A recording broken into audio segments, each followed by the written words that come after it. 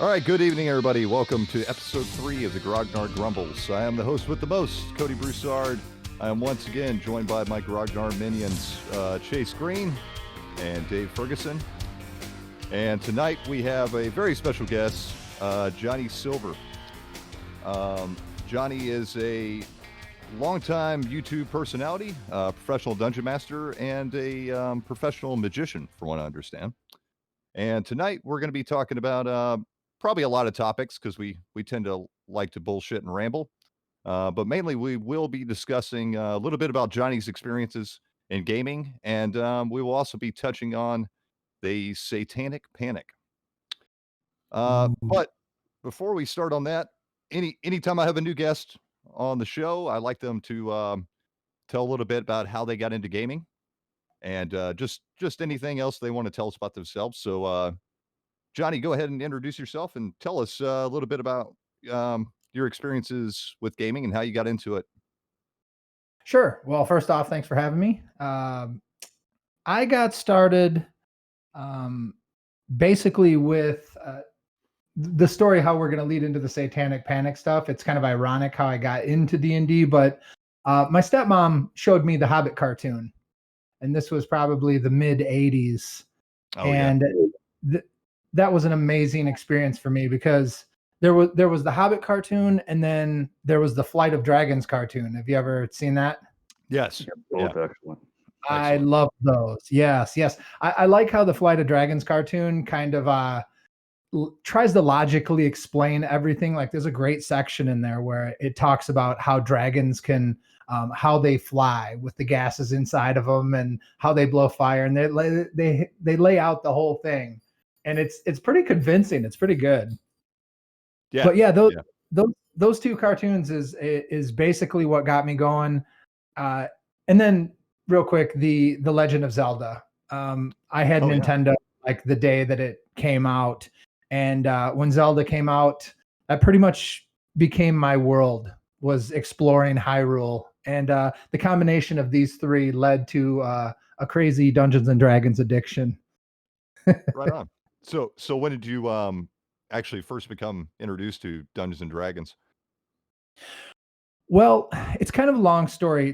The first off, I was going to my dad's house on the weekends, and these people built a house next door. Now he's kind of we're in the Midwest, just like out in the middle of nowhere.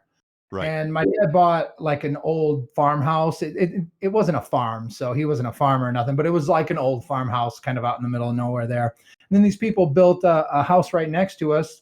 I ended up meeting their kid, which he was a couple years older than us. Yeah. And yeah, I mean, we became best friends, and we were skaters. We were building ramps and skateboarding and listening to Misfits and all of that, the good times. And yeah. And we were going to a place in Rockford back in the mid 80s. It was called Rotation Station. Yeah. And it was a skate park that they had in Rockford. And we went there. He had one of his friends from a different school come over. His name was Tori. And he came over. We went to the skate park for the night, and then we all spent the night at James's house, which was my neighbor, the kid. And the guy brought first edition Dungeons and Dragons. Yeah. And it changed my life. I mean, it really did.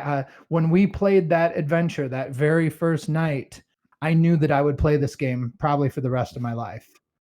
Yeah. What how old were you, and what year was this? I was either 8 or 9, right at like in that area. Man, that's so funny because it seems like so many people, especially around our age group, have they all say 8 or 9. Yeah. That was the exact same age I got into it. And I know so many other people. Every time I ask that question, they're always like, "Oh, 8 or 9." It's just kind of funny. I don't know. It seems like that's kind of the ripe age for it. Right. Yeah. And the first game that we ever played, I still remember the entire adventure. Oh, yeah. I played a thief And I remember the very first trap that I walked Yeah. into. I Mhm. remember everything about, it was a ceiling that would drop down on you and it would smash everybody and then it would raise back up. And there was it because I was 8 or 9 and these guys were probably mid-teens. Right. Right. So they were still writing adventures that kind of didn't make too much sense. Like down in the dungeon, there was a green dragon, Right. in a really tall ceiling room. Like, where did that come from? How did it get here? But we never asked. I didn't know Yeah. anything. It was Yeah. it was my first experience. It was like taking a drug for the first time. It was just amazing. Oh, yeah. And Yeah. he's like, look, the trap sprung on us, and he's like, you got to search for traps and you got to do this. And the other really weird part about the game, looking back, is he did all the dice rolling for us.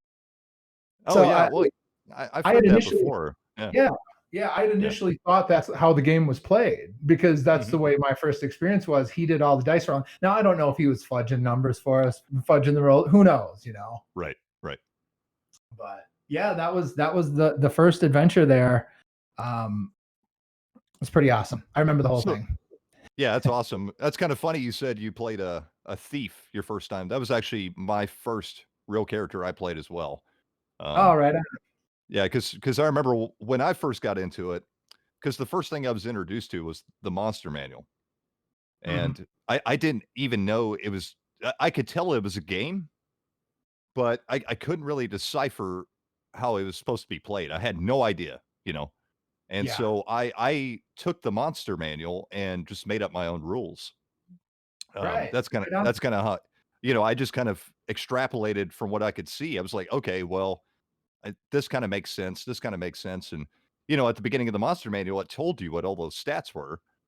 Um, Mhm. so I just kind of extrapolated that and made my own game, and, believe it or not, it kinda closely resembled Dungeons& and Dragons anyways. It kinda turned out what it was supposed to be anyways, but the first time I really played Dungeons& and Dragons, I was kinda like, "Oh, this is how it's supposed to be played." And one of my friends, it was his older brother, kinda like what you're saying. It was his older brother and a couple of his friends, and they were I was, 9 or 10, and, my friend was around the same age, but his older brother was, like, 13, 14, and, Mhm. yeah, but it was kinda it's kinda funny what you're saying. It was kind of the similar I had a very similar experience. They were doing dungeon crawls that didn't make any sense, but I didn't care. It was a blast, Those you those know? were good times. Those were good times. And there's you're saying it was similar to the story. That's actually what you did with the monster manual. Is I kind of did the same thing Oh, because yeah. Yeah. after I had that experience, and like I told you, I knew right then I was going to play for good. But I was 8 and 9 years old. I didn't know how to get the books. I didn't Yeah. know where to get the books. I didn't know anything about it. So, going back to the Legend of Zelda, uh, I did get Nintendo Power Magazine. Right. And, Yeah. before you could cheat with the internet, Yeah. there was Yeah. Nintendo Power Magazine, which would give you little hints and little, stuff like that. Oh, yeah. But there was also, do you remember the number you could call? It was like a Oh, yeah. 900 Yeah, number yeah. to get shipped. It was like That's $5 a awesome. minute. It was like Yeah, $5 a minute. I remember getting in trouble for, me and my Same here. cousin, Yeah. Yep. calling that number. Same here. But the Nintendo Power magazines, I went back because I was at my dad's house for the weekend when we played. I went back Yeah. and I went back home. I dug out my Nintendo Power magazines, and inside of one of the magazines was an entire section on the game Dragon Warrior. Oh, yeah. And Yep. Great game. when you looked at what they had laid out in Nintendo Power magazine, there was monsters, Mhm. it said hit points right below them. There Yep. was a section for armor. There was a section for everything. And so I took all those pages out of the book and put them into a 3-ring binder, and that was my first D&D. That's That was awesome. we just we played it the way I recalled playing it, and I'm sure it was all wrong, but Yeah. we Yeah. that was it. That's all I had at the time. Yeah. Yeah. Yeah, I kinda had again, I that's really funny. That's kinda cool to hear somebody, have kind of the same way into the game I did. Very similar stories. So what was the like first real D&D book you got your hands on? Okay, so I had my notebook with the Dragon Warrior pages in it for a Yeah, while, and I didn't have anybody to play, right? right. But 'cause I lived out here, and my two best friends who I grew up with ended up moving out to where I live at, like Oh yeah, not like a couple miles from me. yeah, Once they were out here, we all started playing, right? It was like awesome because my two best friends moved out here. I introduced them to what I had at the time, a yeah, very yeah, crude version of D&D, but it didn't matter. They were hooked too. yeah. And so my stepdad was a really cool dude. And one day I came home and there was the red box sitting Nice. there in all of its glory. And Oh yeah, that red box did not leave my side for the next couple years. I took it when school started. I took it to school. I took it to every classroom. It That was my life, man. It yeah. was the red box. Man, you couldn't have started off with a better rule set there. That basic the Metzer Red Box, I think, is the best introductory version of D&D ever made. Oh Just yeah, hands down, hands down.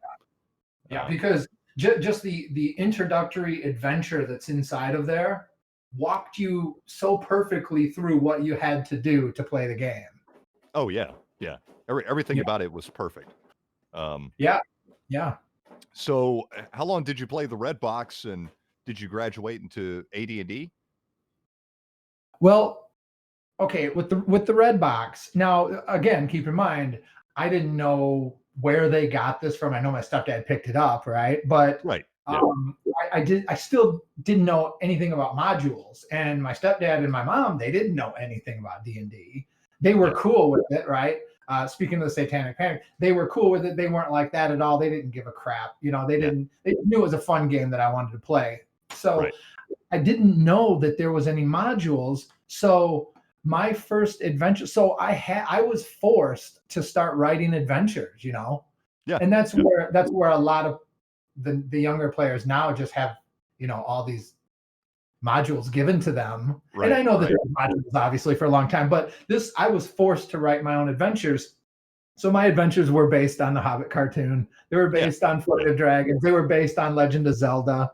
The Absolutely. dungeons in there. And Zelda was a huge thing because it introduced like puzzles Yep. that could be a part of the game. Like move this block and the door opens. It could be Oh that yeah. simple Yeah. at that age. Yeah. And even as a kid, I walked a lot, like because we were kind of out here in the middle of nowhere, so I'd go walking. Right. After that game, I became obsessed with hidden caves. Yeah. Like hidden caves and dungeons. Everywhere I'd go, I would consider like, boy, I wonder if there's like a hidden cave out here, or Well, yeah, there is.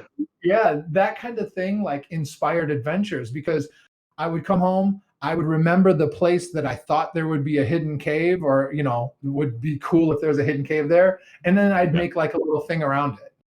And that would be our adventure. Yeah. Yeah. Absolutely. I did the same thing. We didn't have. I mean, well, we couldn't afford um, mini books or anything. And certainly couldn't afford modules. I don't remember anybody having modules. So right off the gate, I had the same thing. I had to be the game master because nobody else knew what the hell we were doing, and so Right. and so I just always was the game master, and I just yeah, that's what I would do. Especially as a kid, I would just rip stuff off from all Oh the yeah. books Yeah, and you have. movies and so on. Yeah, yeah. But I didn't see an adventure module until probably the tail end of middle school. It's the first time I saw somebody with adventure modules. Yeah. Um, Yeah. I didn't see adventure modules till I discovered Walden Books. mhm. And that was like a chain bookstore, but I don't know if you guys had those or Oh not. yeah, Oh, yeah. absolutely. Yeah, our mall. See, my one thing going back real quick to playing with my best friends there. And then, you know, when school started, like I told you, I took it to all the classes and everything. There was some interest, right? So there was a couple kids that we had picked up along the line. And one of the most memorable things that I always remember my best friend Tim telling people right when they would come to the table, they would say, we're explaining how to play. And they would say, all right, now he's the dungeon master. He can do anything.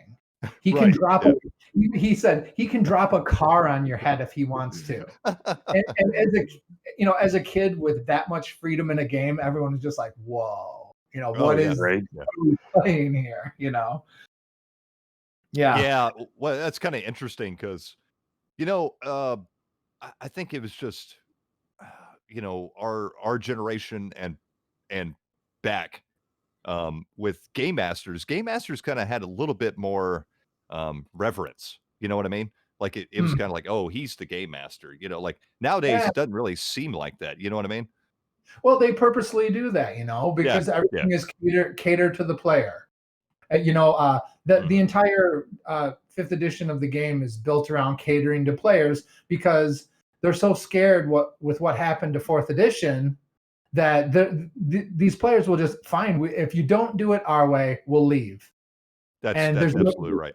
Yeah, and that's why there's a problem here. And honestly, WotC has came so far and given the character classes so much that there's almost no going back.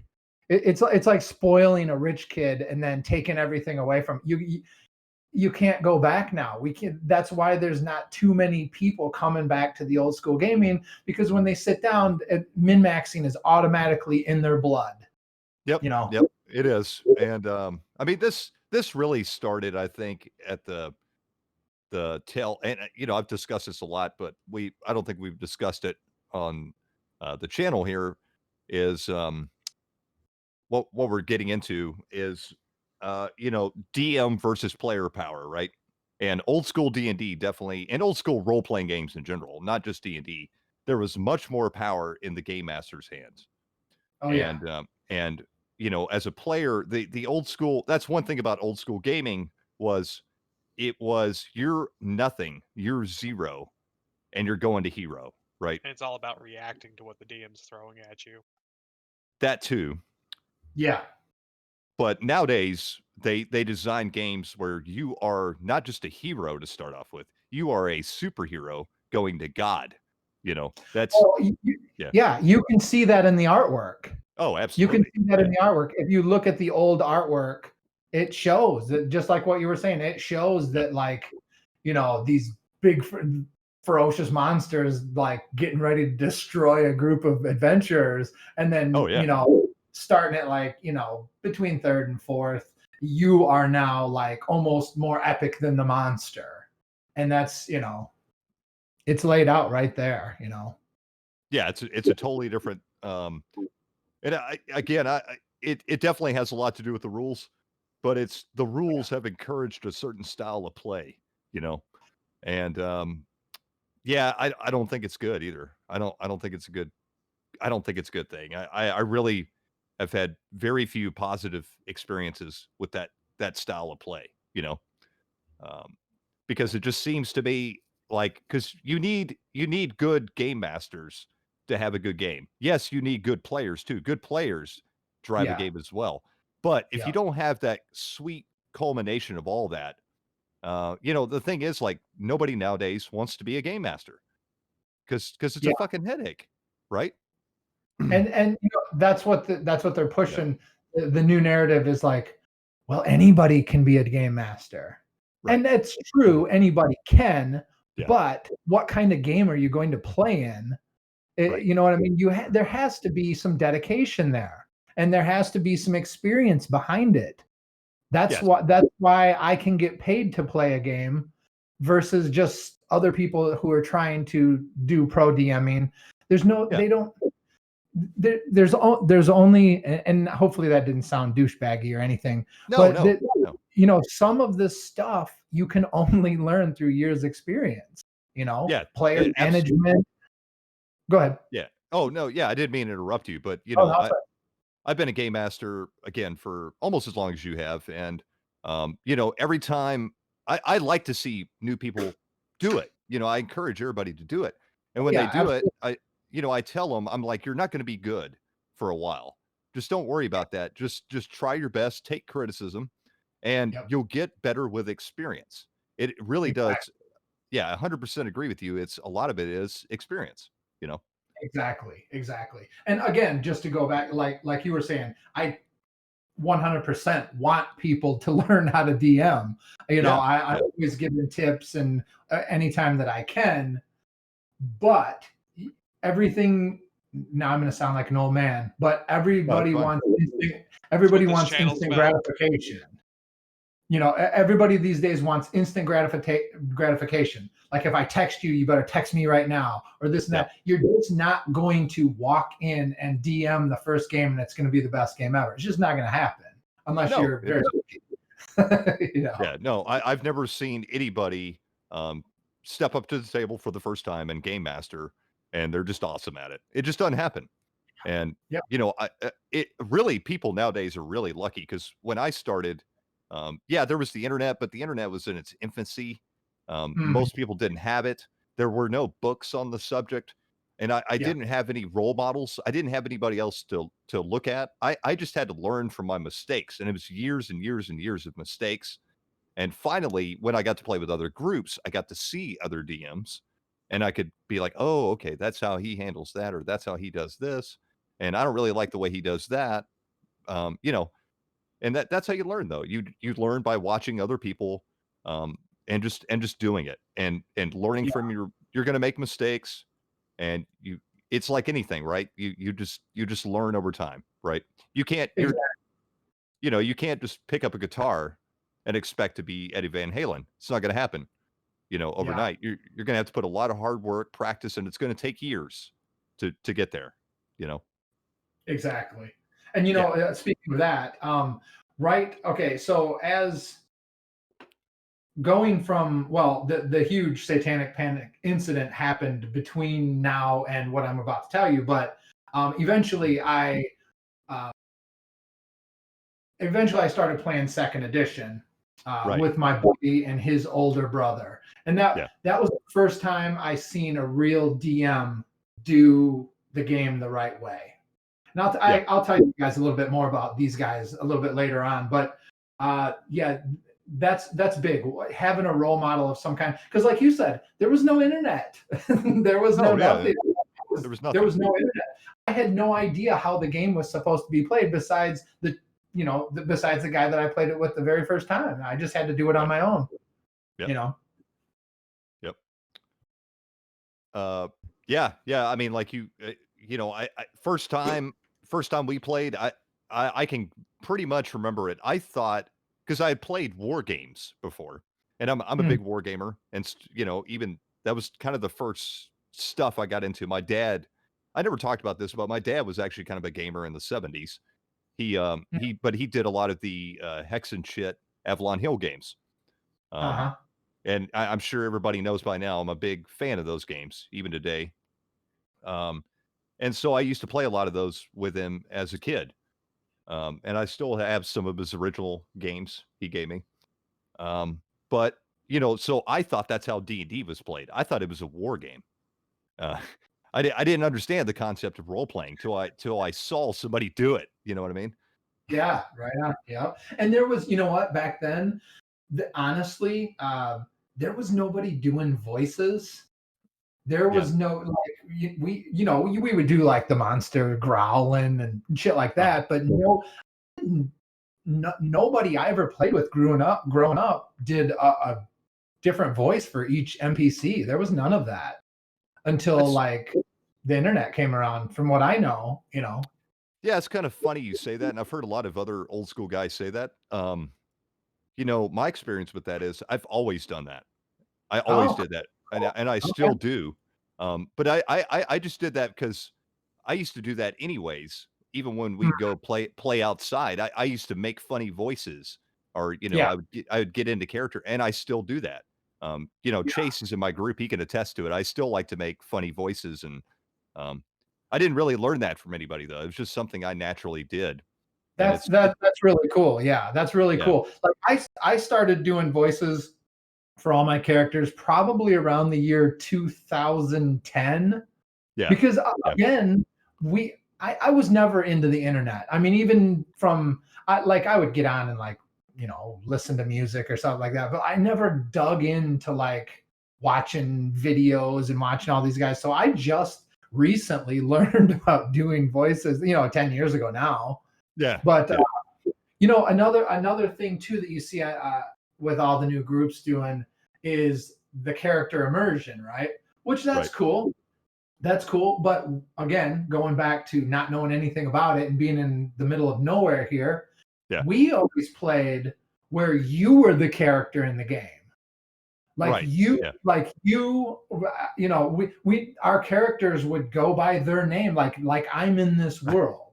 right. Yeah. That's And the way we always did it. yeah, and I think a lot of people, well, even to this day, I think a lot of see again, I even though this is frowned upon, I never did. I always approached when I learned what role playing was immediately because I love even as a kid, I used to just love to play make believe, and I always did that. And Mhm. I'd always even when we'd go outside and play, I would tell everybody who they are and how they're supposed to be and blah blah blah. Uh-huh. I was just into making characters, and so when I discovered that element of role playing games, well, I latched onto it naturally. I was like, well, I don't want to be me. I'm boring. I'm just a boring little nerd. I want to be this badass warrior or wizard, and I'm gonna try to act like that. I'm gonna be a totally different character. So again, I kind of have an opposite viewpoint of that, and always have Yeah. approached it differently. But And it's always really interesting to hear other people's styles and how they yeah, came to the game. yeah. Again, you know what? We would have done that. We would have totally done that, but we just didn't know. Yeah, That yeah, was the thing. We were playing a game and we thought that that's like, because you go back to the Dungeons and Dragons cartoon where right. they all get sucked into that world, and that's kind of we were emulating that and all the other ones where yeah, that if you watch the cartoon they get sucked into that world, so that's kind of what we were basing it on. Yeah, yeah, that makes sense. And I know a lot of people still kind of do that. And I don't have a problem with either way, because I think Oh yeah. most people still do that. They kind of just play themselves. Yeah. And there's either way to me, I have no problems with it. If you want to make this outlandish character and go all out like I do when I play a character, cool. But if you Yeah. just want to play yourself and just play, cool, do that. Doesn't matter. Yeah. Right You know. on. Yep. you know uh Speaking of that, how they one of the popular subjects is inclusion into the game, right? Uh huh. It's bull crap because It is. listen, man, we have we have always we when we grew up playing this, we wanted everybody to play. Anybody Oh yeah. who would sit at the table and roll dice with us, we were like, yes, you're invited. Come and Yeah. play. Yeah. So boy, Absolutely. girl, any color, anything. There was never, I mean, okay, there was probably groups of Yeah. people who said, "Oh, we don't want girls at the table," and the girls were like, "Hey, we don't want to be at that table anyways," because no, they just didn't. They didn't know, they didn't know how fun the game really is. But we never excluded anybody, and everybody. As I grew up over the years, meeting people who played, no, D&D was always about getting most of the players were kind of odd sorts anyways, they didn't Oh fit yeah. into the football team or they didn't fit in here, Yeah. and they would flock to the role playing game table. So stuff like that aggravates me where people that don't know anything come forward, they make blanket statements like, "Oh, these white guys are gatekeeping the game," and all, it's bullshit. That's what it It is. it is bullshit. And I had the same discussion with the Mike Rosso that was on our podcast here last week.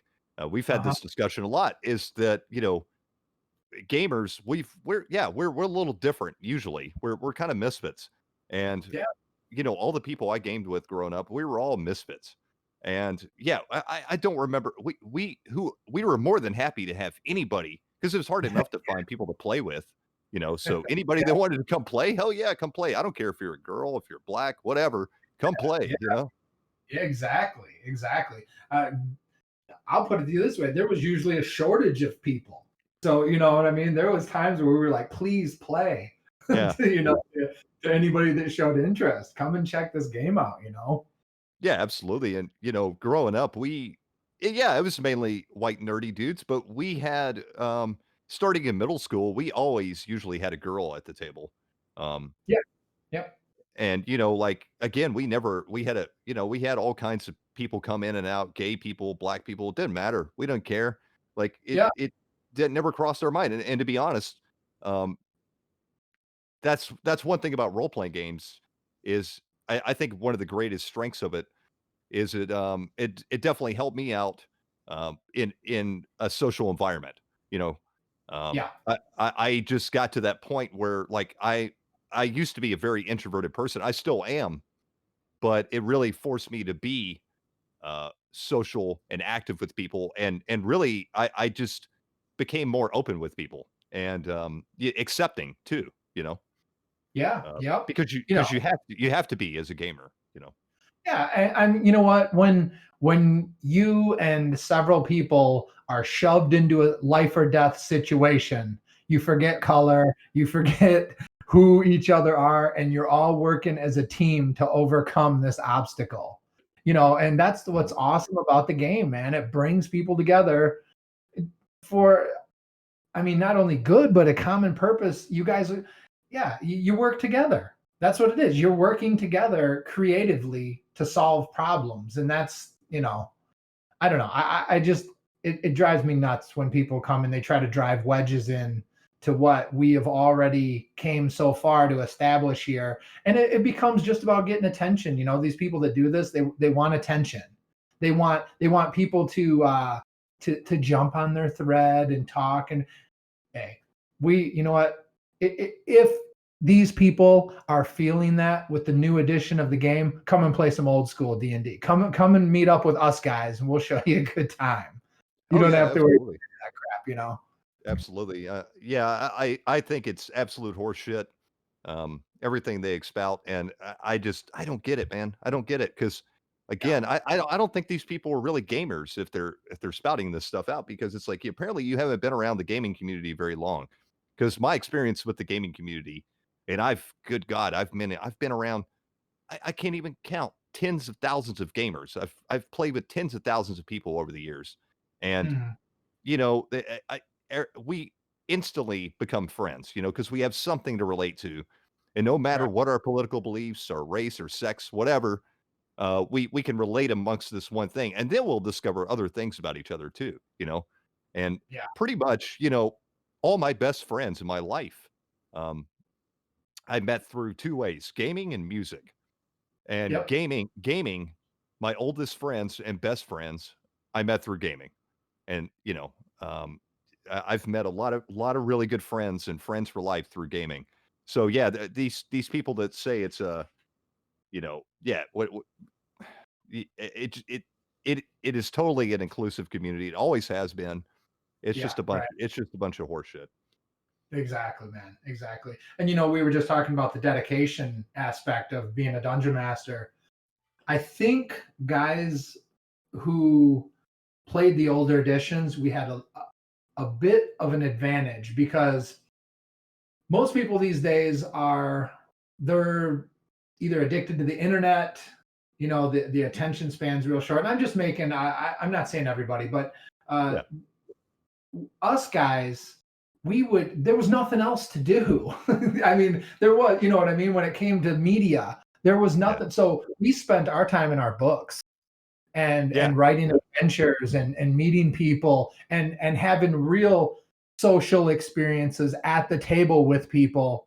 Not all of our social experiences were over the internet where you can just do or say what you want and you can just block somebody or get out of it. You had to Right. actually deal with all these problems, and it all leads in. It all creates what kind of dungeon master you are today. Again, because of the experiences that you have. I bet you. I don't want to give a percentage. I bet a lot of the new players, they haven't even been at a table. It's been at online. Most of their games is probably online stuff, is what I'm assuming. You think so? I do think so, Yeah. because well, they don't have to scrounge to find people. They could just hop online and just find random people everything play a game. Yeah, right. Everything is automatically there and given to you. You don't have to work for it. It's right there. You can go onto a Facebook page and put a post, and then you'll have 5 people. You can look at their profile. Oh, are they like me? Yeah, we all have, this color hair. Yeah, I'm going to like this person. And then they try to put their groups together like that. And again, not everybody. I'm not saying everybody. Yeah, but I'm saying a lot of these know-it-alls, Right. Yeah, I don't really know. I'm so out of touch with everything. I don't really know how people game now, like, because I really just game with my group, and we like to game at the house. Occasionally we'll go to the game store. I still support the game stores. I go up there and buy paints and stuff, and I definitely know. Everybody knows me at the game stores because I do spend a lot of time there, but I don't game there a lot, so I don't really know, and I just don't bother to keep up with the newest things in the gaming community. Um, so that's kinda interesting because that would really, really change the dynamic of gaming, I think, if that really is how it is. I really don't know if it is or not. See, me going from the table to online games is not a big deal, because I don't have to change anything. But Right. going from strictly online to a table where, oh, I'm having these anxieties, I can't deal with these people, I don't know how Yeah. to. You've never sat at a table with somebody who's an asshole. You Yep. just block them, get them out of your game. You've Yep. never had that full experience of having to deal with that person. Oh, yeah, and let me tell you, I've had some real assholes at the table. True story. I've definitely got some stories about that. Not too many, I mean, but there has Oh been a few through the years where I'm like, "All right, yeah, this is crazy." Yeah, and in that situation, that taught you a lesson. It Either did. I can Yeah. learn to deal with this right now and overcome it. You can't just block the person. You can't just kick them. You know what I mean? You got to deal with it. Yep. You gotta take them to the side, you gotta talk to them. You Yeah, gotta you actually gotta fucking deal with people, you gotta talk to people. yeah. Most people are scared of confrontation. Yep. Uh, Yep. yeah, that's definitely a big thing. I think, at least, if you haven't been at the table enough, um, I don't know. I just there's so much. I had to. I mean, when I had to completely stop looking at anything D&D except for the old school D&D group that Yep. we're in. I cannot look at anything else. Just, it's, you know what, man? It's like a new lifestyle is being ushered in here, and I don't want any part of it. Yeah. It comes along with the game. The game itself is, I don't really care for the newest edition, right? I Yeah. ran it, I ran it for a year. I think Mhm. everybody did. Everybody tried it. And Oh, yeah. if you're listening to this and you enjoy the game, that's great, Yeah. right? But it it's all the people that come with this game. They're it's an overwhelming force. Like, I'm a laid back, cool dude. I try Mhm. not to. I'm here to game. That's Yeah. it. I don't care about your sexuality, and I don't care about your political stance or your religious stance. I just want to throw some dice with you. You Yeah. know. Yeah. Absolutely. Um, yeah, it's it So it is it is really poisonous now, and I'm right there with you, Johnny. Like, I've pretty much completely avoid, because I mean, I've definitely gotten glimpses of, even though I said I didn't really keep up with stuff, I get glimpses. oh, I yeah, mean, it's hard not to, of yeah, this new community that's being formed, and I'm just like, I don't want any part of this. I'll just stay at home, drink a beer, roll some dice, and have some fun. You know. right on. Yep, yep. But yeah, it's unfortunate too, because these are the people that are going to be the future of our community. And that's really unfortunate to me. It's it something's got to give, something's got to change, because we don't want that to be the future of gaming, do we? I mean, not only the gaming community, but the communities we live in general. That's yeah. Well, yeah. But yeah, I mean, I don't know where it's gonna go when guys like us die off. I don't know where it's gonna go. It's up. That's why it's up to us to try to convert some, and let them. That's why I told you these podcasts are amazing, because you're documenting, all the way things used to be. And you're an old guy that lives in the past. Yeah, but it's so important, because there's gonna be people that comes along and listens to this and say, you know what? I think I want to try that game. I think I want to try that entire lifestyle, that old school feel at a table. And I guarantee somebody down the road here is going to give it a try due to just, what you're documenting. That's why I think it's so important. I really hope so. And, that is a big, I really appreciate you saying that. And that's a really big goal of mine, because, I've always been a guy that, even though I'm a younger guy, I've always been a guy that was interested in where things come from and why things are. So when I got into D&D, it was like everything else. I wanted to know everything about it. And so I was kind of the same way. I was playing second edition, which is still pretty old school. And, Absolutely. but I remember one of the guys we played with, his family, all played D&D. And his dad was an old Grognard gamer from the 70s. And every Friday night, they would, him and all the kids and the wife and everybody get together, and they play first edition AD&D. And so this one kid used to play in our group, and we were over there playing second edition on his front porch during the summertime. And his dad came out, all jubilant and excited because we're playing D&D, and, and he was like, oh man, he was like, hey, have you ever, I was game mastering, and he's like, hey man, have you ever seen this? And he brought out his first edition books. And I was just like, holy shit, what is this? I mean, just, I mean, it was just so wondrous. It was like this magical tome, because that, that fucking demon statue and the thieves pulling the jewel out of the eye. I was like, oh my God, what is this? And he was like, well, you can take it home and look at it, take a look at it. And, that was really nice of him to do that, Yeah. And so I took that shit home, and I just got absorbed in it. And that was kind of my journey into really old school D&D. And I just delved deeper and deeper and deeper. And, I didn't look back, It's funny how I was telling Dwayne, you guys remember Garbage Pail Kids? Oh Oh yeah. yeah. Yep. You guys remember them? Yeah. So I started collecting those again, early 80s, but I got in at the second series, right? And I told Dwayne, I was like, I went from basic red box to second edition, but first edition always seemed the most magical. Like when I was collecting Garbage Pail Kids, I was getting all the second edition ones, but I seen my friends with the first edition ones, right? Yeah. And they were like the ones I always wanted. Well, the same thing happened with D&D. We were in second edition. Then like you said, you would see these first edition books, and it was like, whoa, And for me, it brought me back to the first game that I ever played, which was first edition. So yeah, I totally know that feeling. It is magical. Yeah, and that's one thing, I like to promote the old school, because I don't think, my philosophy's always been, because something's old doesn't mean it's bad, Yeah. It's same thing with new stuff. I like new games. I like new stuff if it's good.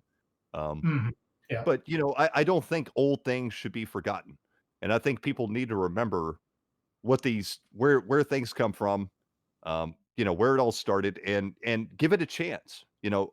Just because it's old doesn't mean it's bad. There might be something in there you like, or hell, it might become your primary game or your favorite thing. Yeah. I've kind of came full circle, because like for the I was always obsessed with running a game with no books. Yeah. Like not needing any books, everything is right out of my head. If I was to go to prison, I could run a game right then, And Yeah. so I got to that point where I had collected all my favorite rules and I collected them and I made a big PDF and I did everything else. It was all, D&D and it was like the final version of it was Beckme and I'm not sure if you've heard of a game called ICRPG. That's it's index card RPG. Oh yeah, But yeah, I know about it. Yeah. okay, the spells are very old school. They're one sentence spells. Hmm. It has a beautiful movement system of near, close, and far. So you're Yeah. not trying to figure out how far you can go. So it's a combination of Beckme, that, and basic fantasy. Right. And I kind of compiled it all into one book, and that's what I've been playing. But as I'm sitting here the past week or so, I've just been with my red box again, and Yeah. like I'm like I think I'm just gonna go back, flaws and everything, little there was nothing I ever had any problems with, like I always thought like encumbrance was kind of you didn't Yeah. really need, if you're holding 50 things then fine, but just little stuff. But you know what? I'm thinking about just going back to the red box and running it, a huge campaign with it. Yeah, that's the thing. Like I always fluctuate between editions. I think each version of D&D has a different flavor, and every time I start a new campaign, I fluctuate between all the different old school editions. Yeah. Anything from white box to second edition. And I've done that a lot, where I'm just like, what I'm always searching for that perfect D&D, and I've house Uh-huh. ruled it, I've tweaked it, and Yep. what it comes down to, I've come to the same realization as you. It works. Why change it? Like Yeah. I still house rule things. I think everybody's got their house rules, but Absolutely. Yep. but it works. Like there's no reason to change much of anything. Like Yeah, and for guys like me that's wrote adventures for 30 years, for me the most important thing is the story. I'm, yeah, I'm sure it goes without saying, but I just want the game to kind of be in the background, and then the story, the interaction with the characters and what they got to do. That's what in one of my D&D classes. That's this kid. It was the first time he ever played D&D, and he said, I really liked playing with you because we had to work together as a team to get right. through the games. I was like, cool. That's cool. Well, I mean, that's kind of a core element of D&D to me. Like is you have to work together. And that's something that's missing from modern D&D, I think. Mhm. You don't really need every character class. You don't really need to work together because one character can do a bajillion things. Oh yeah, Eh, yeah. It's ridiculous, man. It's Yeah, ridiculous. and that was one magical thing about old school D&D, I think, is you couldn't do everything. You had to have that other guy beside you to do it, and you had to work together. Otherwise, you're not going to survive. You're not going to get through this. You Yeah, know. and not only that, you want to play, you want to be a Viking? Okay, you take a fighter, you give him tools that a Viking would use, you dress like a Viking, you talk like a Viking, you act like a Viking. You don't need everything statted out. You don't need a rule for every damn thing in the game. You know what I mean? Because the more you No. try to emulate reality, the longer the game get. That's what they started with third. They're Yeah. trying to have a rule for everything, trying to emulate, make things as real as possible. And Right. all it does, it's like I've always told my players. This might be kind of on a tangent here, but No. it's No. like I've always told my players. I said leveling is an illusion. Yep. Leveling is an illusion because what you do is you level up and you think you're tougher, but the DM is just throwing tougher monsters at you. Yeah. You know what I mean? And it's all an illusion. So you could just I don't know. I don't know. I don't know. I just don't like too many rules. I like the older stuff where the dungeon master says, "Look, here's how we're doing this." That's Yeah. you got I, to have I some improvisation there. I don't mind complicated rule sets. Like I'm a big roll master fan too.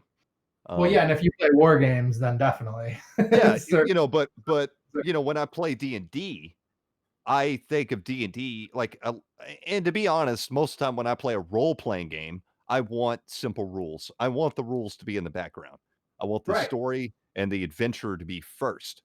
And Right. so, usually I go for a rules light thing. Now, every once in a while, I don't mind like a crunchy system.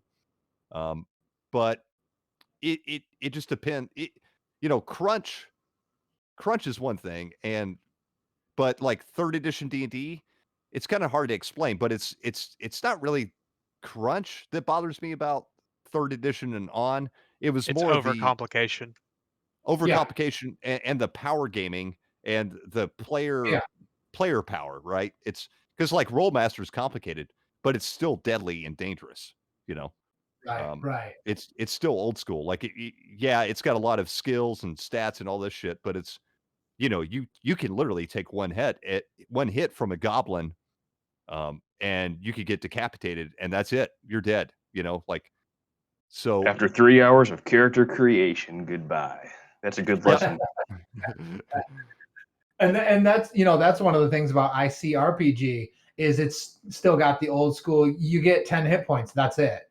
I mean, that's your maximum. You can go down with one hit. And if you do die, character creation only takes like 5 minutes. Right.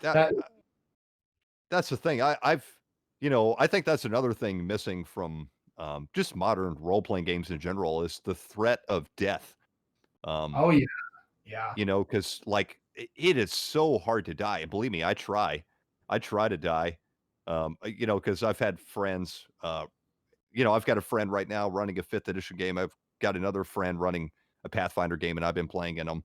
And I'll just do shit just to try to die. It's like kill me, please. And they'll sometimes like the guy running the 5th edition game. He's a little bit of a new game master, and he'll be like, oh, I don't. He's like, I'm sorry, I almost killed your character. I'm like, I don't care. I really Yeah. don't care. I'll just roll up a new one. It's no Yeah. big deal. Well, okay. What I told you, I when I was running 5th edition, again, I ran that for money, right? Oh, So yeah. I got paid to run it. And the group that I had is a great group. But there's so much baked into each character class. And I don't want to just sit here and bash 5th edition all night, but I got to set the record straight because if people do hear this, they got to understand I'm not bashing it for no reason. There's so much stuff baked right into the character classes, honestly. And I'm a big magic item guy, right? Like, what's the point of questing? Once you have so much gold as a character, what's the point of questing?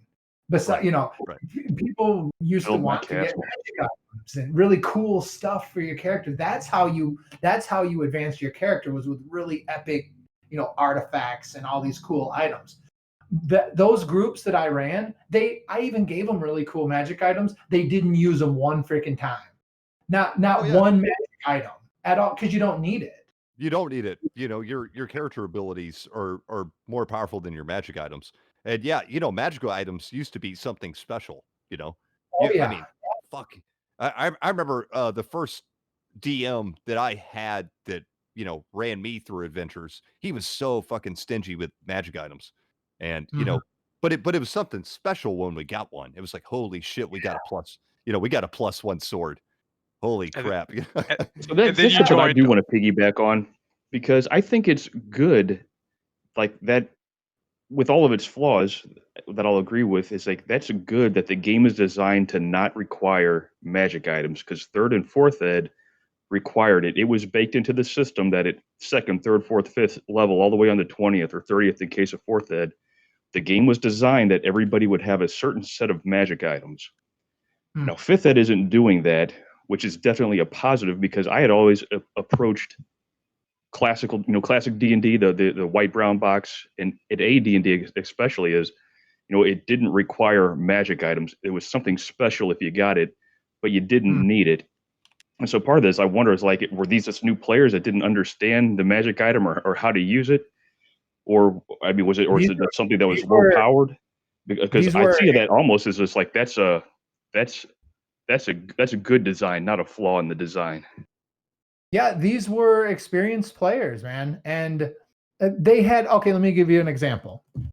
we one that just blew my mind. There was hundreds that blew my mind, but okay. So these guys were, I think, 7th level, and they had a warlock in the party, and I pulled out a really nasty trap that I've been pulling on players for years. Right? They go in and they get locked in this room, and the room begins. There's these statues in there, and they start spitting out water into the room, and the room fills up, and you got to figure out how to turn the wheels in the correct order to basically open the drain. So the room fills up, and they're like, the wizard, the warlock is like, "Oh, I'm not worried about this. I have water breathing." I'm like, "How do you have water breathing?" "Oh, it's a special thing that my class has." Why the fuck does warlock have water breathing? Right, that's just kind of out of left field. I mean, why would what special thing would I just didn't understand it. And like the fireball spell. Oh yeah, I'm gonna cast fireball. All right, you realize that's gonna, rock everybody in this room. Oh no, I can cast it only. I can protect my friends and cast it only where I want it. You can make certain people immune to your spells. Just wow. And maybe that's just me being an old guy, but I was just like, come on, man. It's funny because our current group, they want to cast fireball so bad, but they never get into a position where they can actually cast it and not kill the entire party, and they want it so bad. And they usually do it anyways. Yeah, we kind of I had a little story about that. I ran a white box game at my local convention last year, and so I was playtesting with our group. And one of the guys cast they were fighting a vampire at the very end, and they were getting their ass kicked.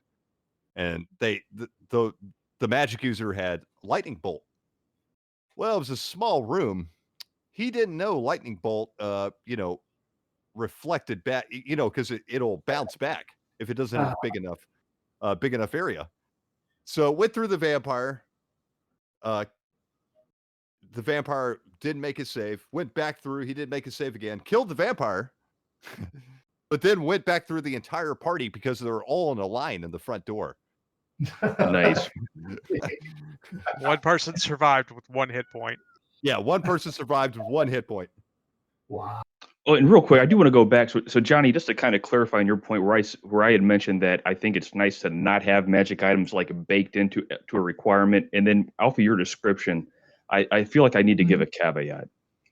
It's because you brought up a situation where when I said it's good to not have magic items like baked in as a requirement,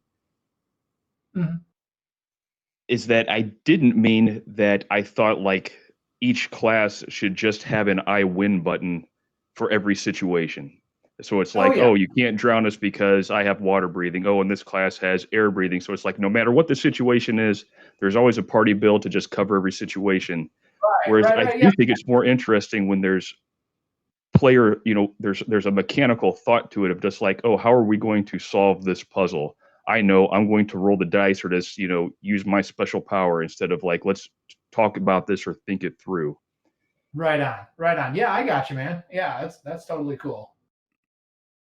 Yeah, I think that's another issue with modern D&D is and it started with 3rd edition again, is it seems like a lot of players fall back on their skills, their feats, their special powers, instead of thinking about what they can do for the situation. Like they don't think as much anymore. You know what I mean? Yeah. Right. Like the situation you're putting the players in, Johnny, with like, hey, there's all these statues to look at. I can almost hear it now. Instead of saying, I want to, touch it, look at it, I want to feel it. What do I see? Can you describe the statue to me if I walk around it? Instead of, I'm going to roll perception. Somebody else is going to say, I'm going to roll insight. What do we learn? How do we solve this? Exactly, man. And you know what? That's one of the things too. I explained to everybody at the beginning of my game, especially in social situations, you are not going to solve this with a roll. You know what I mean? You and we will talk as characters through the situation. Yeah. I think that's super important not to handle everything with rolls. And some of the newer people are like, well, can I do this? Can I do that? No, you're not going to make a perception check on the room. Where are you searching? What are you doing? Right. And I'll still I make everybody interact if they're going to be social. Um, but if they took a high charisma or whatever, well, I'll still roll for it. But if they role played the situation better or worse, I'll give them a positive or negative modifier. You know what I mean? Mm, And yeah, then right.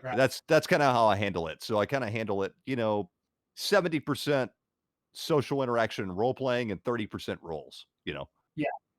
Yeah. You could even, give you. I mean, you could even just do like little hints, little. Never give them. I would never give them the whole thing with just. I want to solve this situation with a role, depending on what it is. Yeah. You could always, instead of just give, like some people. Okay, is this guy lying? I'm rolling an insight. Like, no, Yeah. you're not. No, you're not. You have Yeah, no no. clue. I don't know. I don't know. Is he lying? You tell me. Exactly. What do you think? That's when it's my job as a DM to step up and tell this guy a really good lie. You know what I mean? Or make it convincing, or Well, there's and a number of the thing is, a good DM can kind of give hints that he might be lying. It's like, well, correct. this guy's got a nervous twitch about him. He seems kind of shady. Uh, Correct. and then from right then, it's kind of like, okay, because that's how it is in real life, right? You walk up to somebody, a lot of times, even though you're not really supposed to judge people by, judge a book by its cover, a lot of times you kind of do, and so Yeah. if you're walking downtown, you see some shifty guy and he comes up and asks you for something or whatever, um, or tries to pull one over on you. You don't, your probably first gut instinct is this guy's probably lying. This guy's probably full of shit, but Yeah. he might not be. Um, Exactly. Exactly. And there's a lot of really good liars. yeah, You know what I mean? I absolutely, know yeah, people lie straight to your face and not even bat an eye. And you're yeah, like, oh, absolutely, yeah, yeah, you know. yeah. So at That's that point, with those really good liars and stuff like that, perhaps I would throw a clue into what, instead of the players noticing how they're acting, I would throw a clue maybe into the verbiage. right, Maybe right, something that makes sense, but I'm not going to tell them it doesn't make sense. I'll let them figure out it doesn't make sense. And yeah, yeah. I'm not like like too hard on people. Don't get me wrong, but I try to make social is one of the things that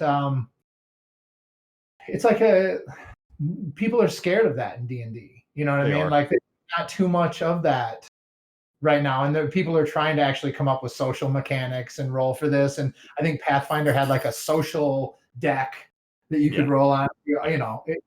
That's one of the things that people need to learn is how to handle the social situations. But if in real life they don't know how to handle social situations, how the hell could they do it in a game?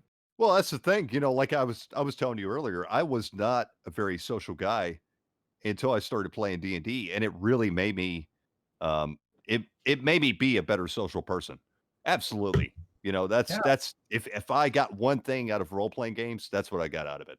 And yeah, so like I force people to do that. Like even if they're the shyest person in the world, I don't care. Like if you want to socially interact with somebody, you're going to have to socially interact with me right now, you know? mm, Or if mhm. you want to socially interact with another character at the table, don't I hate it when people are just like, "Hey, hey Bill, let's just go do it." No, no, no, Would your no. character Like, do this for me? yeah, oh yeah, I hate that. It's like no, like role play this out a little bit, because it's I don't think the thief and the paladin are gonna agree on everything. Right. But Or yeah, the or the wizard and the paladin when the wizard starts questioning his moral standings. right, right. Actually, that shit can be. I mean, that's part of the fun of role playing is role playing, right? Well, speaking of the social interaction and the role playing, I think what D&D has contributed the most for me, besides a lifetime of fun, Well, yeah, in my magic career. Like yeah, I'm used to telling stories. mhm, That in close up magic, sometimes we will have a little story with the piece of magic that we're presenting. talking to people, interacting with people. D&D taught me that basically how to speak properly, and how to address a group of people. Yep. So I think that's really cool that it taught me that, And that's a really, really important aspect of life. If you want to be successful at just about anything, you have to learn how to deal with people, Right. And so, yeah, I think it's an incredibly, I think that's one of the greatest strengths of role playing games is you have to learn how to deal with people. And well, yeah, when I sold my classes to Outschool, well, Outschool is the company that I do classes through. I sold them on all of these aspects of the game. I said these kids are going to learn creative problem solving. They're going to learn empathy. They're going to learn all these life skills, group, working together as a group, and team how building. to. Go ahead. Team building. Yeah, exactly. And they ate it right up. They were like, yeah, it sounds good. They approved me. Yeah, and before you know it, I had 3 full classes. So, but yeah, I mean the life skills that D&D presents. I'm glad. Later we're going to talk about the Satanic Panic. I'm glad that it's come to a point now where people understand the benefits of the game. Being able to fail. You know what? I hate the word safe, because it's thrown around so much, but being able to fail with your friends, let's put it that way, instead of a safe space, you can fail with your friends and then you can learn from it. And then, even if it's a social situation or if it's a situation where your character dies, you can fail and that's okay.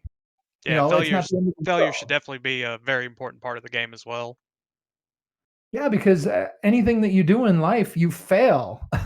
You start off failing, and then you get better, like we were talking earlier with DMing. Yeah, that's another thing about modern D&D and role playing games in general is failure is really not a thing. They don't want you to fail. It's built for you to succeed. I was gonna say the same thing earlier. Yeah. Well, we talked about, if players aren't happy, they'll leave the game. And so what they did, and you know what, I honestly think that, and going in the same vein that you're saying about how, they don't want characters to die because they're afraid that players are going to get discouraged and they'll quit. And I also think the creation of the 5th edition was because they knew that they were going to do all this stuff with like Critical Role and with all of these podcasts that are going to have important characters to the viewer. And if we can make it to where their characters aren't going to die, then these games can just keep going and going and going and going. You know what I mean? And they get views and they get attention and they get, here's our new product. And I think that was a big part of the creation, is just not wanting anybody to die. Yeah, absolutely. Yeah, I mean, essentially, it's well, I think they think well. I understand where they're coming from though, because I've had a lot of new players at my table, and they really don't like it. They don't like having things outside of their control, and I think it just comes from this generation that's used to playing video games, where if you die, you could just reload the game, or they're used to playing things where, or just they're used to that kind of mentality. And you remember the games we grew up with? There wasn't any. Some of them had saves, but most of them, like Mario Brothers, you go back to the fucking beginning. You're on level 8-3 and you die, you go to the beginning. Yeah, you ran out of lives. Tough shit, kid. You got to start all over. Yeah. And that shit was grueling. It was fucking you grueling. You would grind it until you did it, until you got that one lucky run. So yeah, I mean, things were just different, and mentality is different.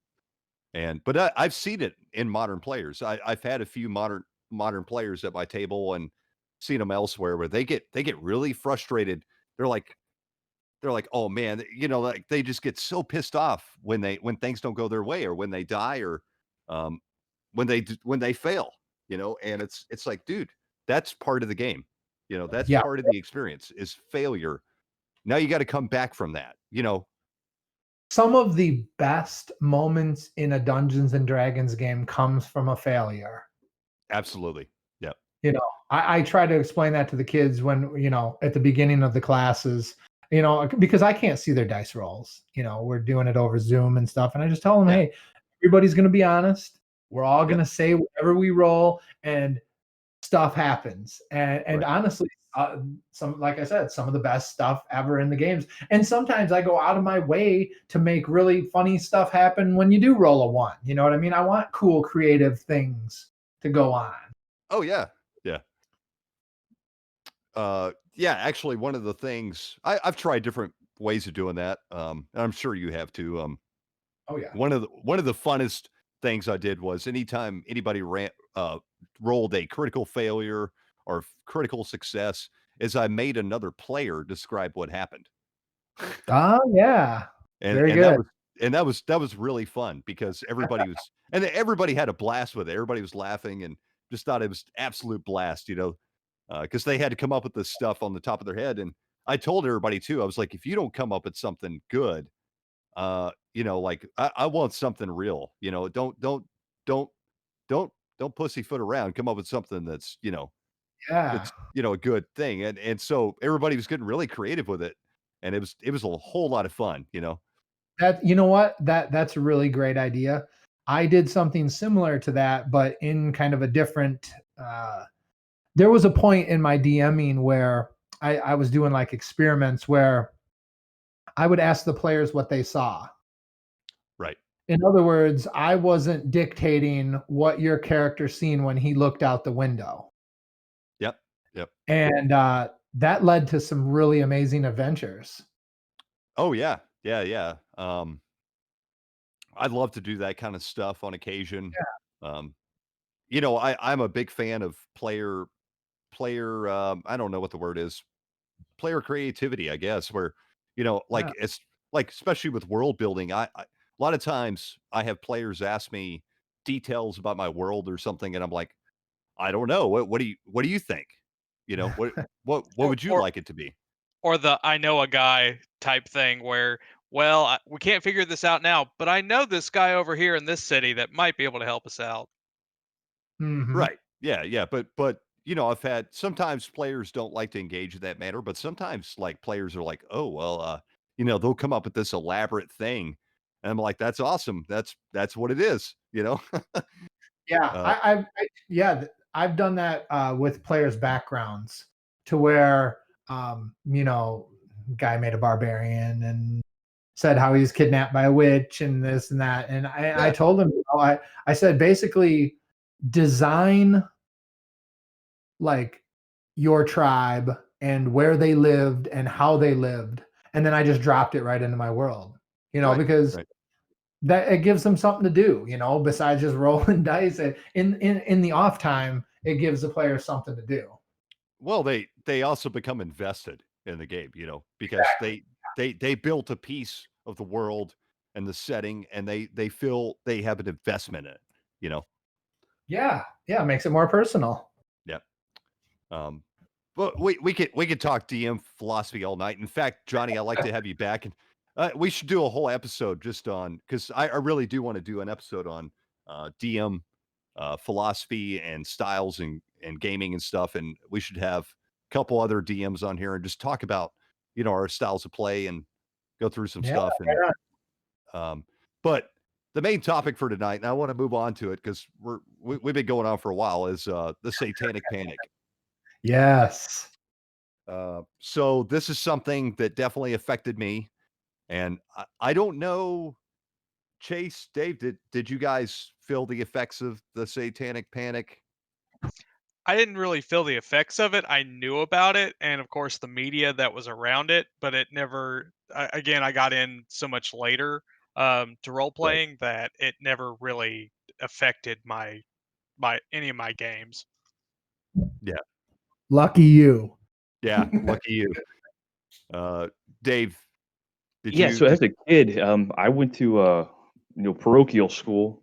So we we felt it just a little bit. There was one priest in particular who was adamant against it and raised the issue with the school and with our parents. But we were very fortunate that they didn't prevent us from playing, and they still continued to let us play at school. Yeah. I don't honestly even remember all the details. I just remember for a couple of weeks that we had to lay low with it for a little while. Had to explain what we were doing and show our dice, but nothing too terrible. Yeah. So, I'll let Johnny start this off because I definitely was affected by it too, but I won't. I'll go into my spill after Johnny goes into his. So Johnny, tell us a little bit how you were affected by the Satanic All Panic. right. So, I was at this point, I was at still playing Back Me. Yep. And as I told you earlier, my stepmom had introduced me to the Hobbit cartoon and Flight of Dragons, and it basically introduced me to fantasy. Yeah. Well, it turns out that she was kind of nuts. Okay. I had ended up moving to my dad's house, right? From my mom's. They knew I played D&D. Yep. But it was always kind of like growing up, my dad was my hero, right? And until I actually lived with him. And then you kind of find out the real story. And I came home one day. Now, my stepdad, he passed away in a motorcycle accident. Right. And he was the one, as I told you, he had got me the red box. Yeah. So I moved over to my dad's house because my mom wasn't in a real good place. I mean, she wasn't like crazy or anything like that, but as a kid, always wanting to go live at my dad's, this was the opportunity that I was like, I'm probably going to go live at dad's, which looking back, I probably should have stayed with her, but I was a selfish kid. You know what I mean? Yeah. So I felt like I was giving her space, and one thing led to another. Anyways, when I had moved over there, and one day I came home and I went to grab all my D&D books and they were gone. Oh. I went downstairs and I said, where's my books?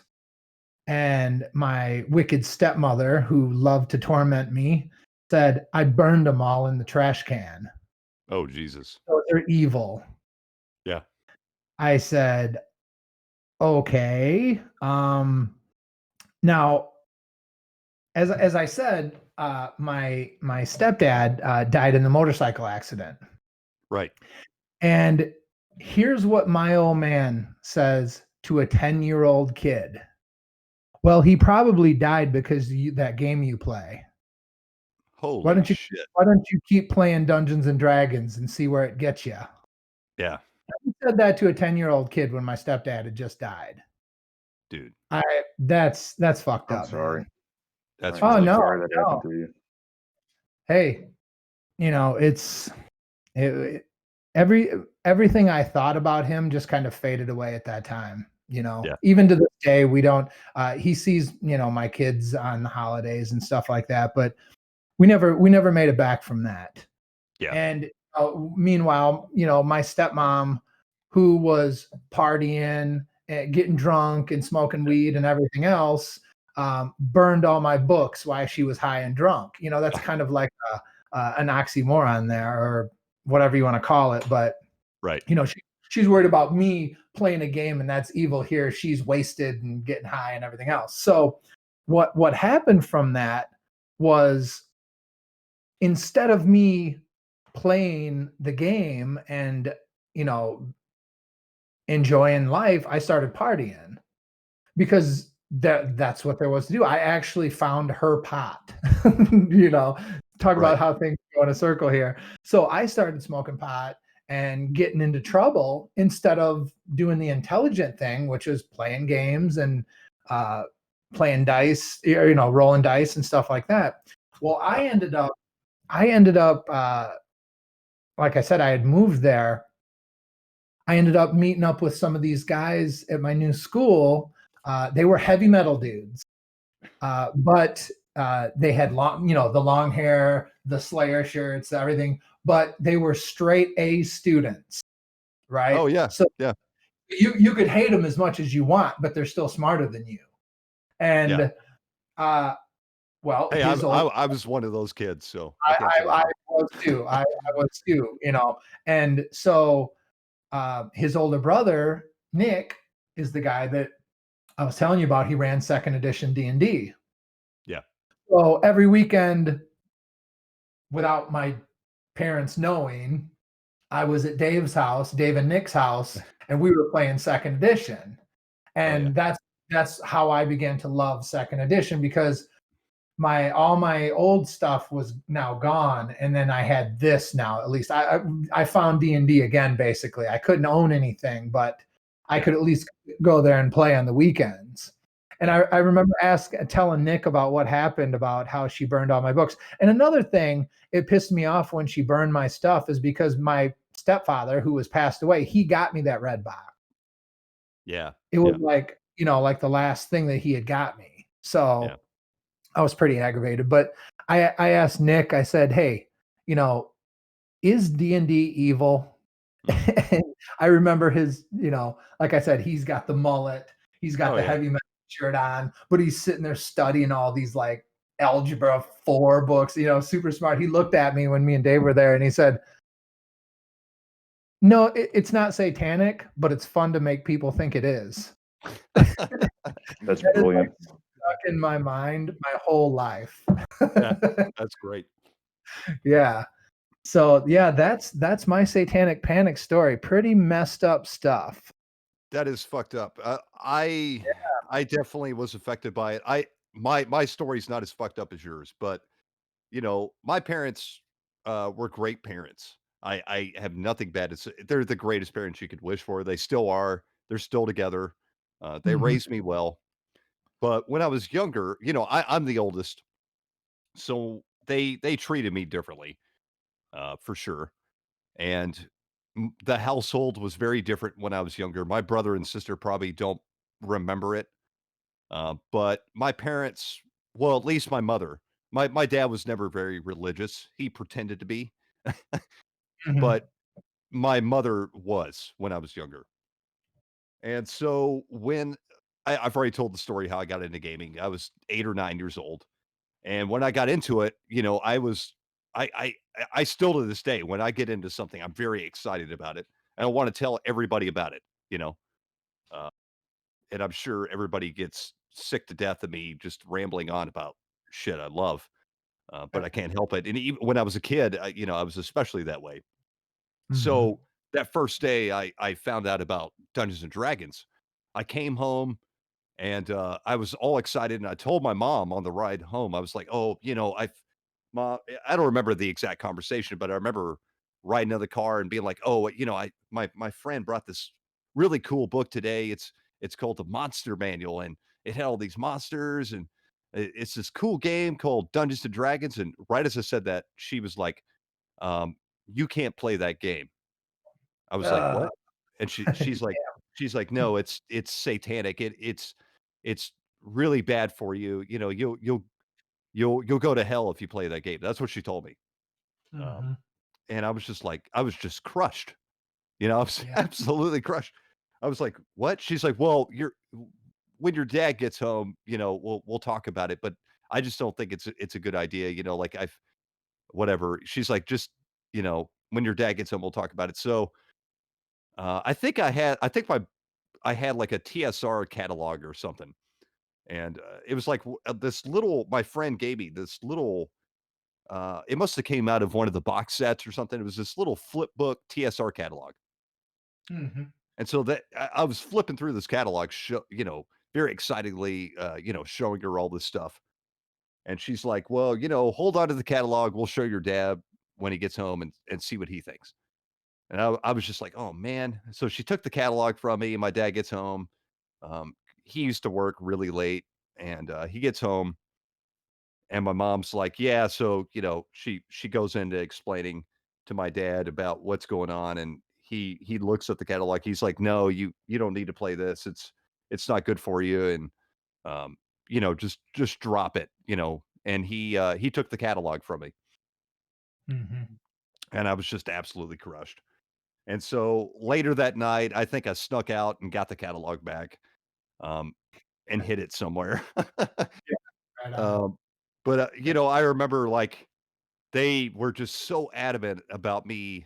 It wasn't just D&D either. It was everything having to do with anything fantasy, magic. Like I used to love fantasy movies like The Labyrinth and Conan and um, Yeah. so I remember watching The Labyrinth, and I just loved it. And my parents came in, were like, "Oh, you can't watch this. It's satanic, whatever." My Um, stepmom did the same thing with the Dungeons and Dragons cartoon. yeah, yeah, Yeah, with the cartoon. I was like, it's a cartoon. Come on. Yeah, that breaks my heart to hear. yeah. So, but I remember it didn't stop me though. I kind of kept playing, and I would get some stuff here and there, and I would actually it was hilarious. It'd be like the stash instead of like a stash of weed or something. It'd be my stash of like D&D materials that I had like hidden away. Yeah. And so I couldn't have the books, but I was telling Dwayne about this. What I used to do is I would have my mom drop me off at the bookstore, and she was more than happy to drop me off at the bookstore, right? And I would go in there with a pad and pencil and copy the rules in the D&D, books, and Yeah. because that's the only way I could get them. And so I literally sit there for like 3 hours at a time, fucking copying down the rules, and I had them memorized at one point, like 2nd edition, man. I used to have it, like, memorized. It was ridiculous. And so, I kept on playing or whatever, and then when I got to middle school, I remember I started playing with these older guys. They were a lot older than me. They were in high school, and the guys I was playing with, I told them, I was like, first time I game with them, I was like, "Hey, don't tell my mom I'm playing D&D." And they all just looked at me and they're like, "Why?" And I was like, "Well, she thinks it's satanic." And they all just burst out laughing. They're like, "Oh, give me a break, man. We'll talk to your mom or whatever." I'm like, "No, no, don't tell my mom." You know, because I was really scared of the wrath of my mother. Mhm. So they kept it a secret for me, but every Friday night she dropped me off. She thought I don't know what she thought I was doing, but we'd play D&D and it was like my big secret. And then I finally got to the point where I just got tired of dealing with it. So I went up to my mother and my dad, and I was like, this is kind of horse shit. What's the big deal here? And they're like, well, it's satanic, whatever. I was like, okay, how about this? I'll write you a paper of why your theory is horseshit, and then I'm gonna bring my group over next Friday night over to the house and let you guys watch it, and you tell me what you think, and you make your judgment from there. And my mom was like, looked at my dad. She's like, okay. And so Wow. I did a bunch of research, and that's actually how I learned about a lot of the old school gaming history was because I went into deep research mode, and I wrote this like fucking like 20-page paper about like the history of D&D and what it's all about and the positives of it, the negatives about it. And I presented it to them and they were highly impressed. And then, that Friday night my group came over and we played and they sat there and watched us play and they were like, "This is it? This is what it is?" I was like, "Yeah." And they were Exactly. and they were like, "Okay, well, yeah, you're fine." From then on, they never hassled me again. So that's kind of my that's basically my satanic panic story. But Well, one thing that I had to try to do is, okay, so the D&D stuff was outlawed from their house, right? Well, that at that point, I got TSR's Marvel. I yeah, was like, yeah, okay, so if you don't let me play that, then I'll play this. And then I also had gotten Heroes Quest. right, right. Remember the Hero Quest board game? Oh Oh, yeah, yeah, that was love it. amazing. Yeah, and so that was, you know what? But it just wasn't D&D. So Yeah, my stepmom one night, I I thought, well, I'm gonna get her. And she come in. It was like a Saturday night. She'd been drinking, and my dad was at work. He worked third shift, and so I had like what I did is I ran like a little scenario for her. It was D&D, but it was like disguise. Right. Disguised under I can't remember what I disguised it under, just some other game or something. I said, hey, you want to try this little game or something? We played it. I basically ran her through like a little 20-minute adventure. Yeah. And at the end of it, I said, that was D&D. That was Dungeons and Dragons right there. She got up from the table and she said, well, that's stupid. That's hilarious. I mean, she, I think the woman just enjoyed putting me through hell. Yeah, it's unfortunate. I mean,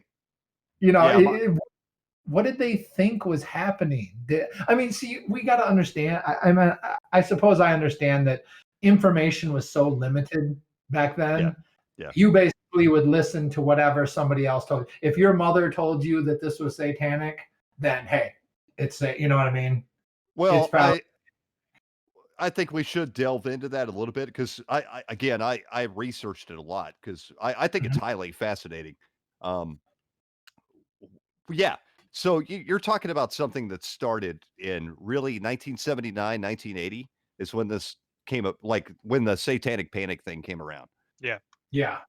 And people, I guess you got to put yourself in that time. Like there was no internet and everybody got their information from the evening news, which is controlled. Right. Which is highly controlled. And, so the root of the D&D thing really started in 79. I think everybody kind of knows the story of Dallas Egbert, right? With steam tunnels. Right. And that's really where it started with D&D. And the Satanic Panic thing, ironically enough, happened around the same time. 79, 80. There was it really started with this psychologist, which I can't remember the psychologist's name, but he wrote this book called Michelle Remembers. And Michelle Remembers was about, he had this patient who later became his wife. And I kind of think the whole thing was kind of a money-making scheme. Lawrence Pasder, that's what it looks like. Yes. That was the guy. And Pastor, he had this patient who claimed that she was basically abused as a child by a satanic cult. And that she had experienced all this crazy shit and whatever. And it became a media sensation when, Pastner ran to the media and leaked all this. And it became this just media frenzy. And every, late night news talk show ran with it. And basically, a couple years later, he released a book called Michelle Remembers, which was kind of a memoir about this. Come to find out, though, this woman had just made all this stuff up. Like none of it was true. And it was, I don't know if she was delusional or she just, wanted attention or whatever, but she just made it up. Well, it's just like that asshole cop, that he was trying to get attention. The main guy that started all this, all of these guys were doing this for publicity. That's what it boiled down to. At least that's what I get from it.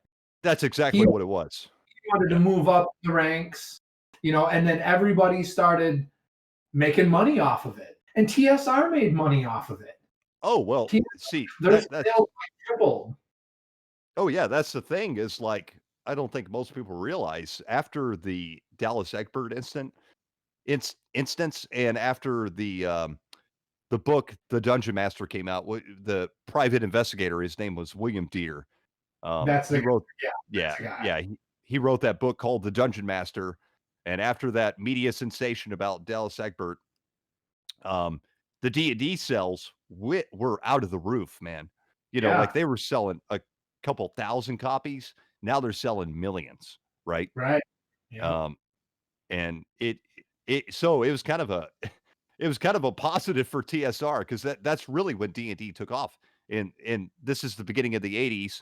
And of course, the 80s was one of the biggest heights the D&D frenzy, Mm-hmm. But yeah, so Well, I mean that's it got their name out there, if nothing else. Yeah, it did. Yeah.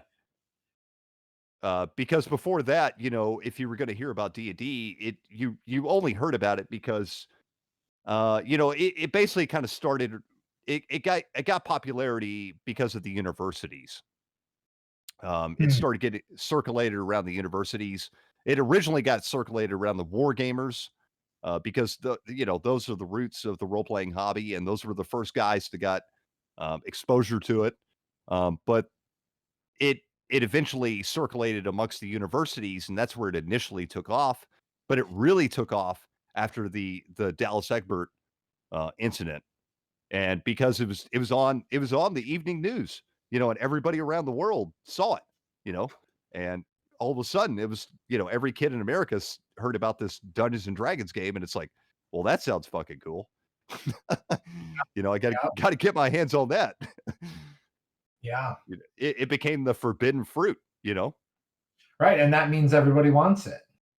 Yeah, yeah, and I'll be honest with you, that kind of, when my parents told me that I couldn't play D&D, that made me want it more. Oh yeah. You know what I Oh mean? yeah, absolutely. Yeah, absolutely. And it wasn't just D&D, it was, the Satanic Panic took hold of a lot of things, um, movies, music especially. Of course, we all know about the heavy metal music and the satanic lyrics. They were supposedly buried underneath all these Judas Priest albums, Led Zeppelin and whatnot.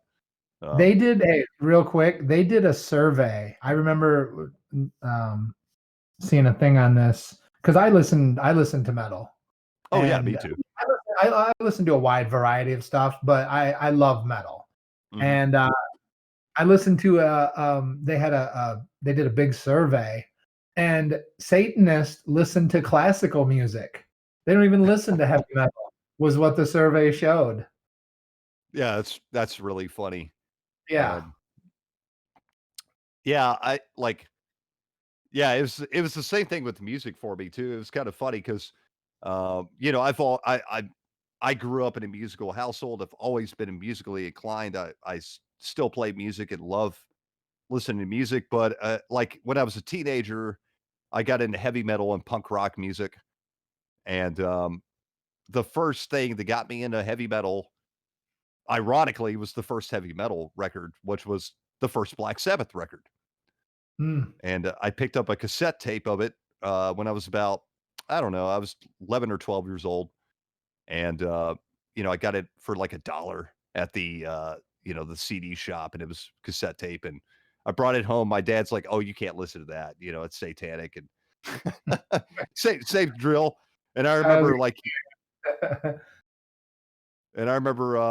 he took it from me, and I saw where he hid it. And that night I snuck out. It was like 2 a.m. And, I got it out, and I went into my room and put my headphones on, turned that motherfucker on. And, and it's still one of my favorite albums of all time is, that debut Sabbath album. But it blew me away, Yeah.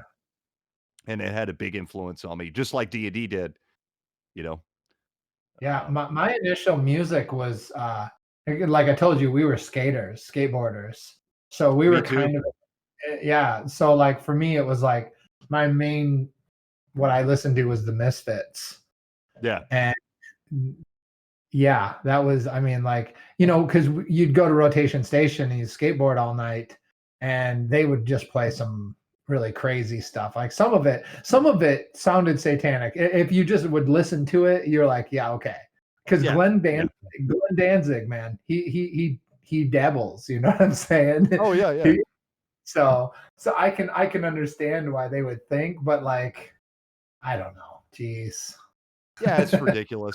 It's Yeah. ridiculous. And to be honest, like a lot of those old music acts, they had some like, like some satanic imagery and Oh yeah. some dark horror themes, but they did that to they're not like that. I mean, Ozzy Osbourne is not a Satanist or whatever. Like, Motley Crue. yeah, I mean that shit's all for show, man. It's an act. and it was a brilliant act. It was something that really, set them apart. And to be honest, I thought it just made it awesome. Well, look what they did. They did exactly what D&D did.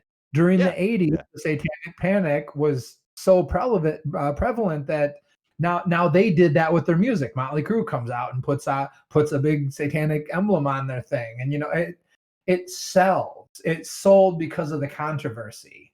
Yeah, Just like yeah, you need it. yeah, absolutely. But yeah, I mean, like back to the origins of the Satanic Panic, that's the Dallas Egbert thing, and Michelle remembers is really where it started. Um, and then of course, you had all of a sudden, I think America kind of went a little crazy, and they started like, the thing is, D&D role playing games, especially in the 70s and 80s, even to today, it attracted the misfits, the outsiders, the Mhm. people that well, especially back then, and even when I grew up in the 90s, and it attracted you know the outsiders, and outsiders, sometimes, or a lot of times, can develop problems. And so I think, there were these kids, especially in the 80s. um you had this teenage suicide thing going on. um And yeah, I'm sure a lot of those kids were playing D&D because they were outsiders. They were misfits. They were not they really couldn't relate to society, and And I think the issues were already there. You know what I mean? exactly. The major issues were already underlying. They were there. And that's the thing they found is a lot of psychologists have there's been a few psychologists that have gone back and actually looked into that. And what they found is D&D had nothing to do with it. It was Yeah. their home life.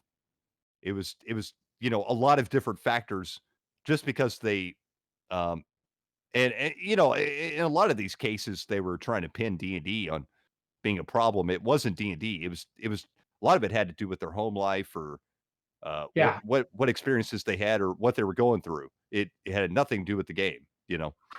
Well, exactly. I mean, the the home life in the 1980s is when, and this didn't happen with me, but I'm just saying that, one parent could come home and kick the shit out of the other parent and nothing would be done about it. You know what I mean? So Right. you can imagine what some of these kids went through if they were a little odd, or they were, had some issues, and you got a crazy parent there that would basically do whatever they wanted to you with no consequences. Right. And So, yeah. I'm sure that happened a lot in the 1980s. Oh, yeah. And like, there was, I think, another big contributing factor was Patricia Pulling, and Bad. I don't know if you're familiar with that. Uh, or Mad, maybe. I think it was Mad about Dungeons and Dragons. Oh, yeah. Uh, Was that, or was it? Yeah, I thought it was Dad. I know what you're talking about, though. Yeah, yeah, I can't remember. it was some Yeah. kind of fucking stupid acronym. Yeah. Sadly, her son committed suicide. Um, Mhm. but and her son was really into Dungeons and Dragons. And I Mm. think this was around 1981, 1982, when Patricia Pulling came out, and she had a big contributing factor against the war against D&D too. And because her son committed suicide, he was associated with Dungeons and Dragons, and so she pinned D&D as the cause of his suicide. Yeah. Um, and so she started going after all these. She started looking into all other kinds of cases of teen suicide, and uh, different things, and trying to pin it on D&D. And again, it was just another sensational media story to pull upon, but it was all horseshit, you know. Yeah. Well, Very fizzle grit.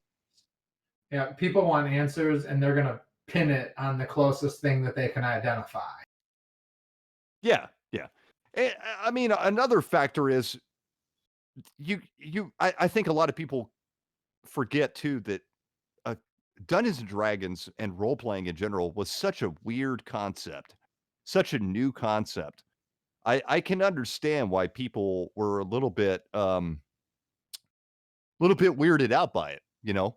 It, Oh it yeah. wasn't it wasn't like anything they saw before. So they were seeing these kids sit around. They most of the time back then, kids didn't have miniatures. They didn't have a board in front of them. This is not Monopoly.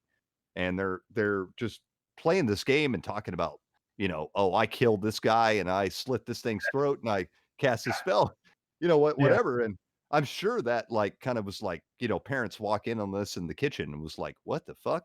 Yeah, it does. If you're not aware of what's going on, it can sound pretty bad.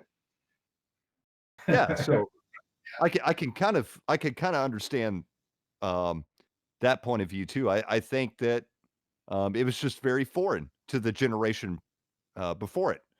That they had never experienced this kind of thing before, and then all of a sudden this new type of game came out. There was like nothing before it. I think a lot of people forget that Dungeons and Dragons really was a revolution. You know, it was a revolution not just gaming but in media in general, and it was something completely new, something that had never been done before.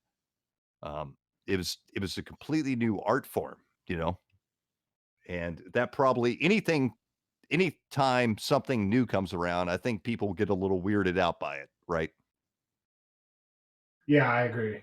Yep. So that probably had a lot to do with it as well. Yeah. But yeah, so yeah, the Satanic Panic thing is really interesting. It's always been a interesting curiosity of mine. It's kind of interesting that nowadays I think most parents wish their kids would play D&D, you know. It's kind of ironic, you know. Yeah. Yeah. And it's good, it's good all of us guys that actually made it through those years. And now we have something to offer. We've got really good stories and we got to play the old stuff. It's pretty cool. I wouldn't change anything, even though that, I went through some shitty things like that.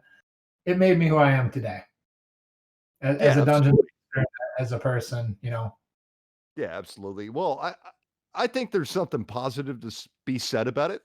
Um, even though overall, I think it was a negative experience. I think one positive thing about it was, it made us hungry for it. It made us hungry for the game and made us really appreciate it, right? And as an adult now, I don't have to. I don't give a shit what my parents say. I can buy all the D&D books I want. I can play anything. I think it made us better fact checkers too. We didn't just believe that it was, a satanic game, and we actually went out and found out what was going on behind it and made our own decisions. Yeah, yeah, absolutely. And that's the thing is, yeah, you're probably right, Chase, is, even to this day, when I hear some bullshit story, I don't take it at face value. I don't take anything at face value. I go look into it for myself. And yeah, that probably had something to do with it at a young age. That this was something I really cared about, and liked, and I knew the facts about it. I knew what it was, and I knew that these people that were older and supposedly wiser than me really didn't know, and I was gonna show them what it was all about. And but yeah, that is something to be said for it for sure.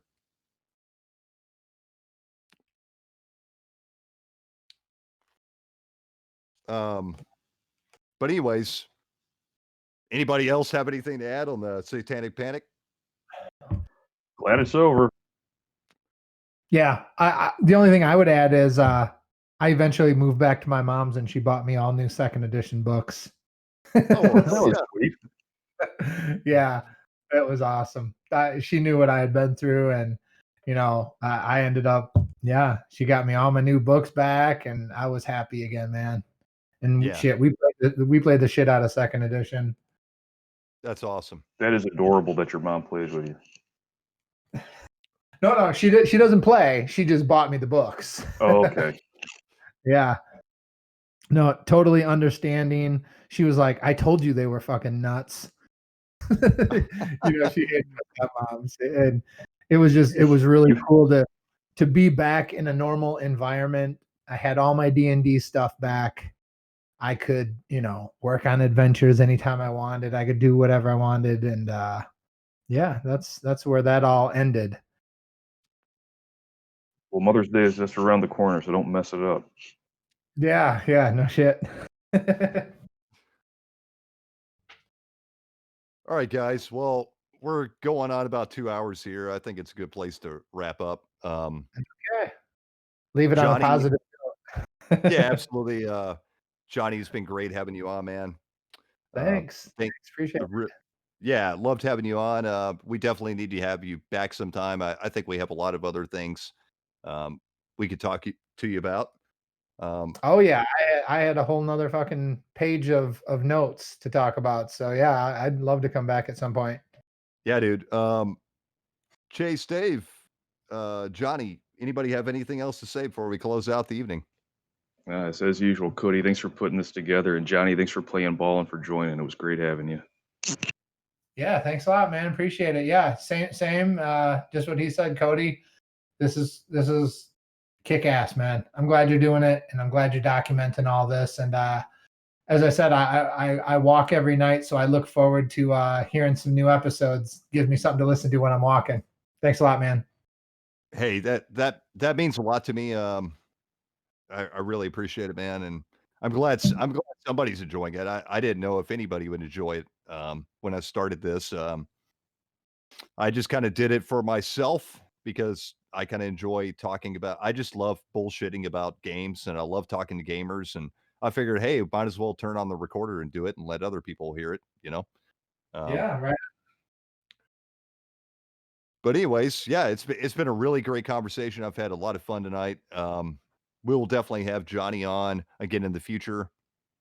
And this has been the Grognard Grumbles. We will be back next week, and we will hopefully have some. We are continuing the Dark Sun game. Unfortunately, we had some technical issues. Last week we had bad weather, and the week before we just had some general.